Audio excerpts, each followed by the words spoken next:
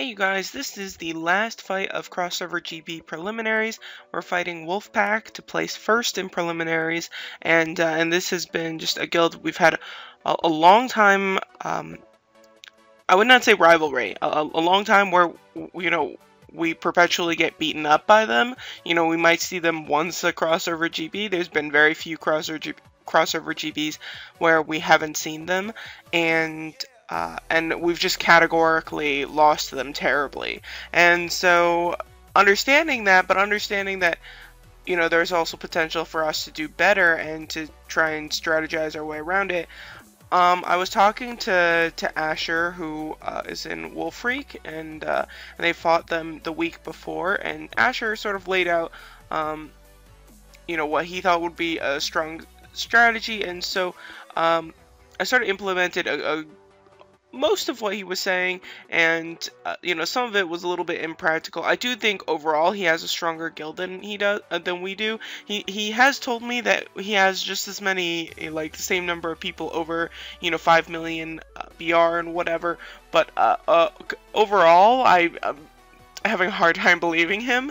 So we probably get 30 people to show up, and oftentimes we have people boxing tunes. But the basic strategy, which just from gaining knowledge, just from observing how Wolfpack plays, before I was kind of like, have they just like cashered their way through it? Because Kong 1 has so many cashers, and Wolfpack has the vast majority of them. Really, the only like big one that they're missing, I think, is just Ray 7, and so I sort of just chalked it up to them being really OP, but they have a very sound strategy. They really are, they go in with a purpose. It seems like everybody on their team sort of knows what they're doing.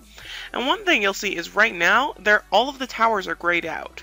And actually one of them apparently has been killed off, which is probably not in our favor. They have a little less than 200 points more than we do, which probably means that one of our people claimed the tower and then was wiped out by the tanks. But the general strategy, and one that we tried to have as well, is just to leave the towers alone completely. Because once you claim a tower, then these big people in tanks, for them, I think I always see Rono in a tank, and then some of their other top players sometimes are in the tanks as well.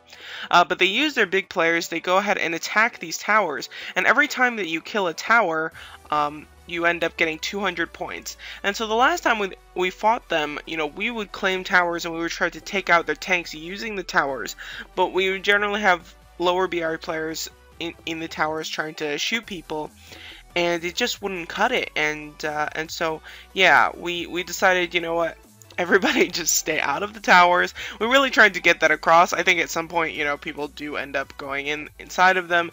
I think there's a learning curve with that as well. So if you tell people every single time they show up to Crossover TV to not go in the towers, eventually people will get it. And I'm sure that Wolfpack has probably gone through that process.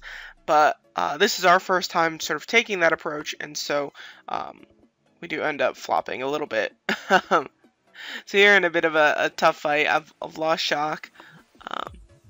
Here Ariel's in there, and so I know for sure at least she can sort of wipe out Shock rather quickly. She's got Frigga on. At the beginning I had Electro on, and it was actually working really well, but I got a little bit nervous. I knew that, I would end up, because it was in a tank, that I would end up in a lot of 1 versus 4 fights, or 1 versus several players fights, and so I was not comfortable using Electro for those types of fights.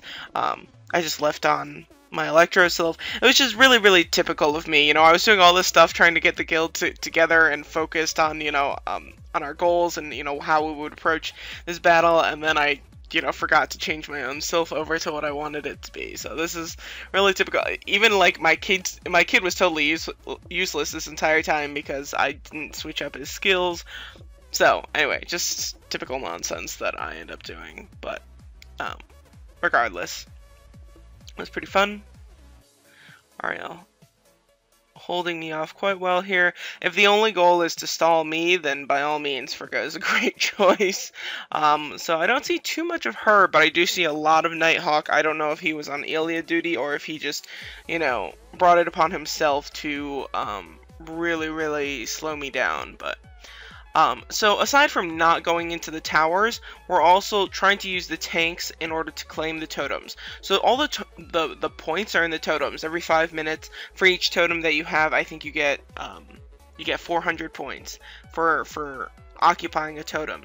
And so those are really important. That's where the vast majority of the points are, and you really need to claim all of those. So we're just focusing all of our tank power into 3 of the totems, and then trying to see if we can use the tanks to clear out all the people that they have claiming the totems, and then have our people, you know, not the people in the tanks, even though sometimes I get out of the tank and go claim the totem, but have other people come and claim the tanks, not the tanks, claim the totems, and then try and keep them there and occupy them.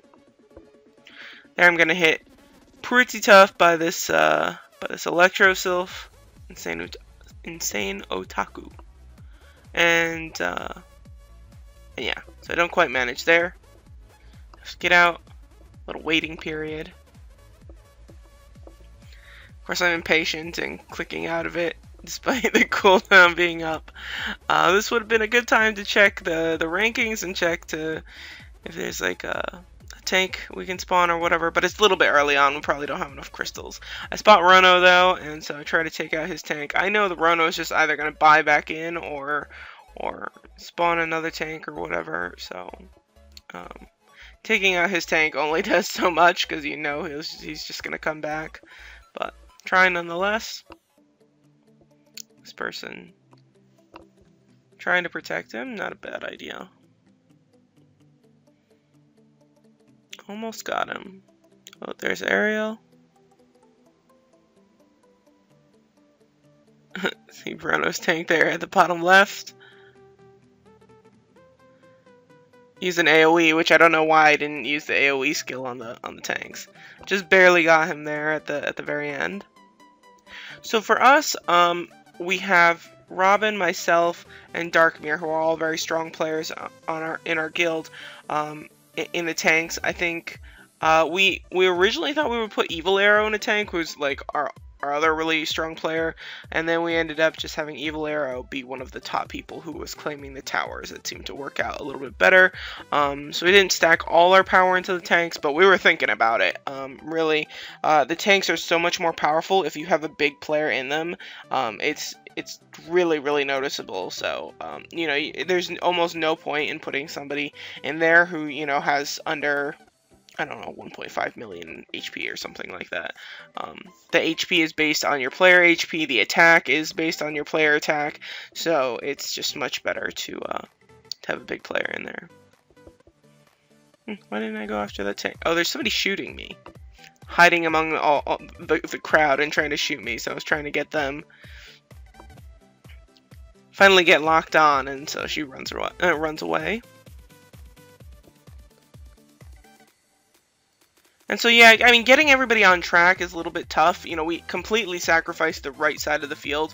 We didn't claim any of that stuff. I think eventually somebody goes over there and tries to claim the totems because they can. But we're focusing so much power onto 3 of the totems, just because, you know, if we don't, we're gonna end up, you know, being spread a little bit too thin. Here's Alexis, not a good person to see for me, just because I know that she could probably stall me a bit.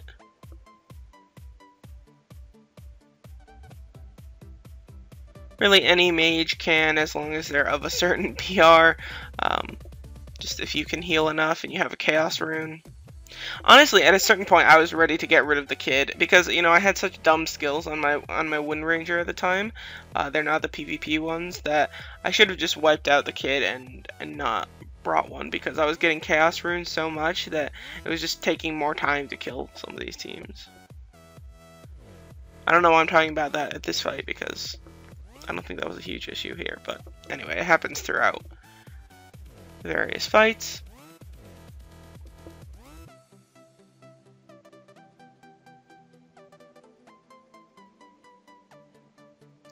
So overall, I think the strategy was going well, but definitely at some of the timers, you know, they would just get that much ahead of us. It would be like we would have 4 totems, or would have 3 at least, and then all of a sudden, right at the timer, things would change over, and the points would go out, and they would have just claimed the totem. So it's just the little things here and there make it really, really tough to win. Mages. Complain about them. I am one. It's just a water sylph mage too. Get back into my tank.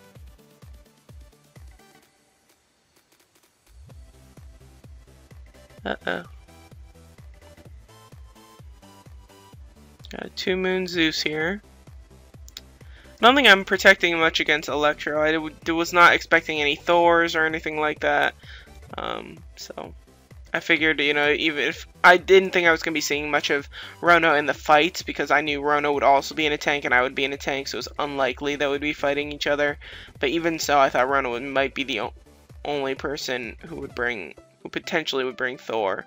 And I think in these types of situations, he's more likely to bring Odin. See there? Chaos. I kill my kid. Waste my AoE. Just such pain.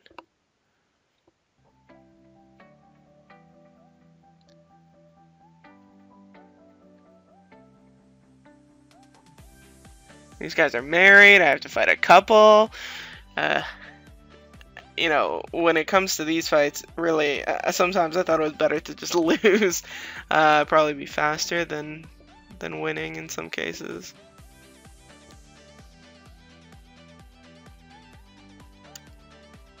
Because really, I want to be out there. I want to be using all of the tank power possible. Luckily, Robin and Bwin and Darkmere are all pretty good in the tanks. Bwin in particular is very, very good in the tanks. His tune is not as strong as you would hope for a tank player, but I don't know. He always seems to weasel his way around and make everybody's life miserable in those tanks, so I let him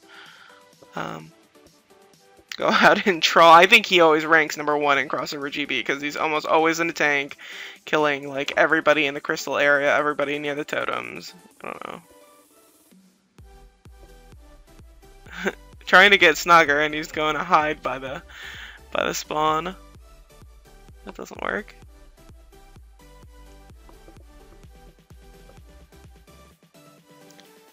Looks like Lisanne is in a fight. So if a tank is in a fight, there's no real point in trying to attack it. I'm sure I'd try to get Faye here, and she looks bugged. But yeah, there's just no point. So I go after Gruntar and these folks near the totem.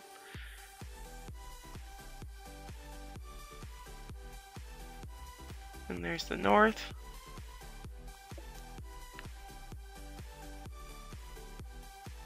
I guess I thought that Evil Arrow might need help with Gruntar, but Gruntar has really taken a step back in the game, and like not just like a small step. Like he used to be, you know, strong enough to compete for first, and has sort of gradually sort of phased out as far as caching and competitiveness.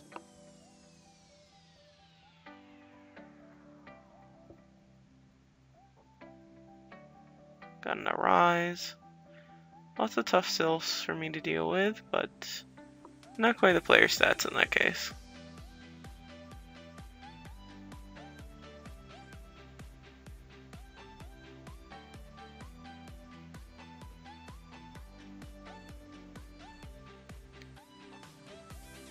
So yeah, just trying to clear out players, but I think at this point maybe I should have just hopped out of the tank and tried to start claiming things.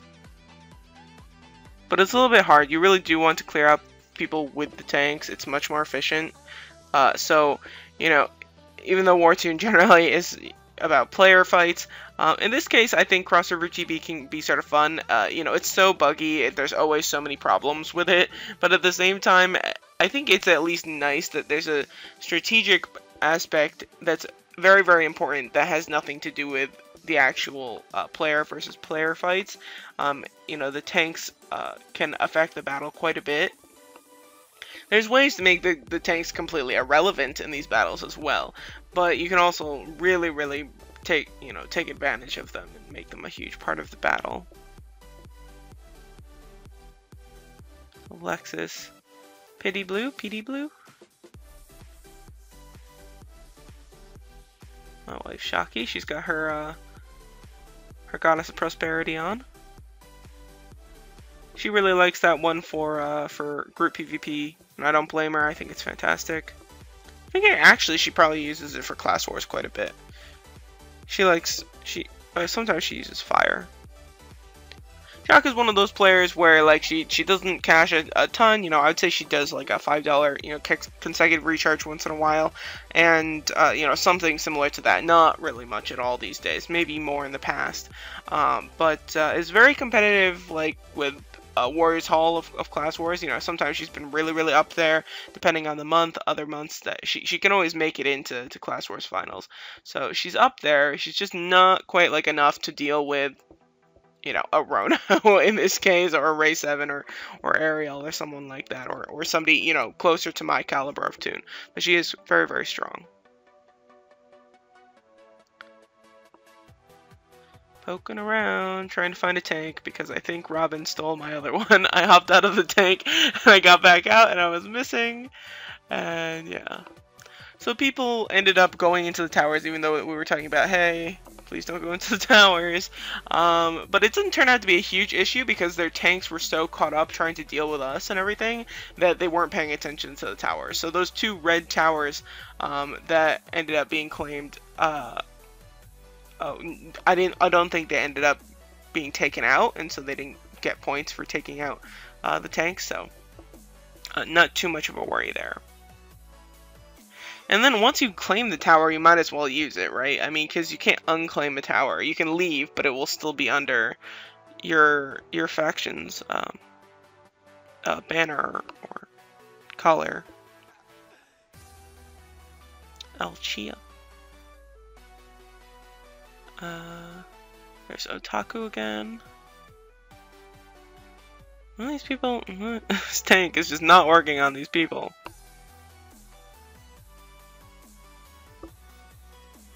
So these are a lot of the crystal people.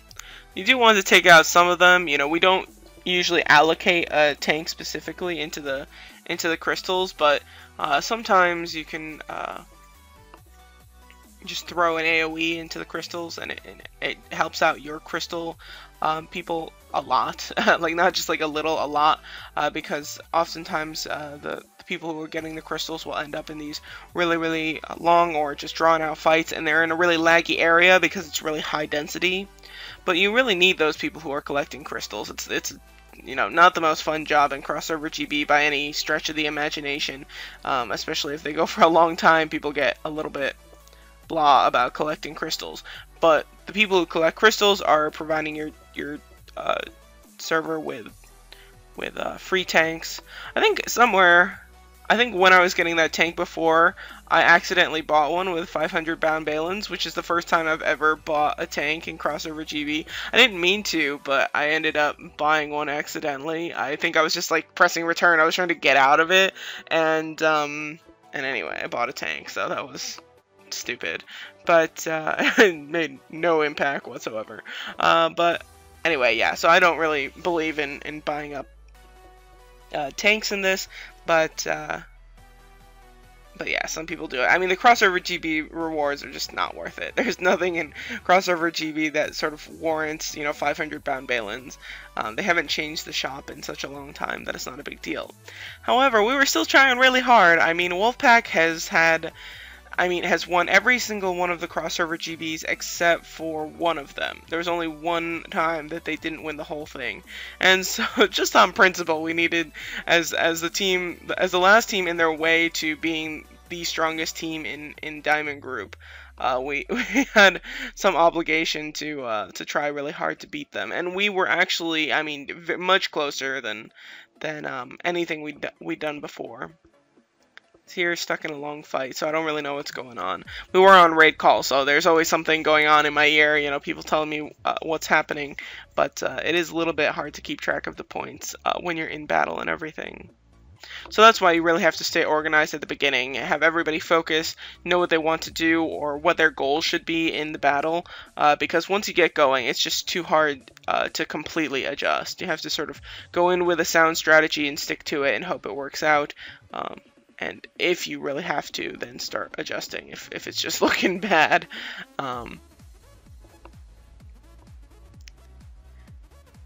Finish up with Nighthawk. I think that's the last of my fights.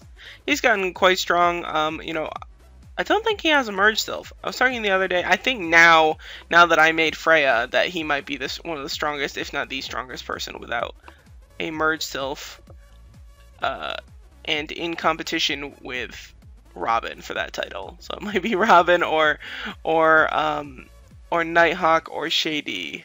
Do not have merge sylph. For sure, Robin is the strongest player without any red sylphs. She doesn't have one yet. I think she's working on Hecate, but she's not quite there yet. She's very stingy about sylph upgrades. Oh, one more fight against Nighthawk, I guess. There we are. So we tried really, really hard. I mean, it was a really great fight. Wolfpack did a really nice job, and they always do, and so a great game to them, and a nice job to my guild. We really tried hard on this one, and we just didn't quite manage. So thanks for watching, you guys. Our guild, you know, we did manage to get quite a few points there, so we did manage to still get into Gold Group in Crossover GB, and Gold Group in Crossover GB is actually considerably more difficult of fight than Diamond Group, just how the rankings work and everything. So this should be fun, and we'll probably have more battles in the future. So take care, you guys, and have a very good day.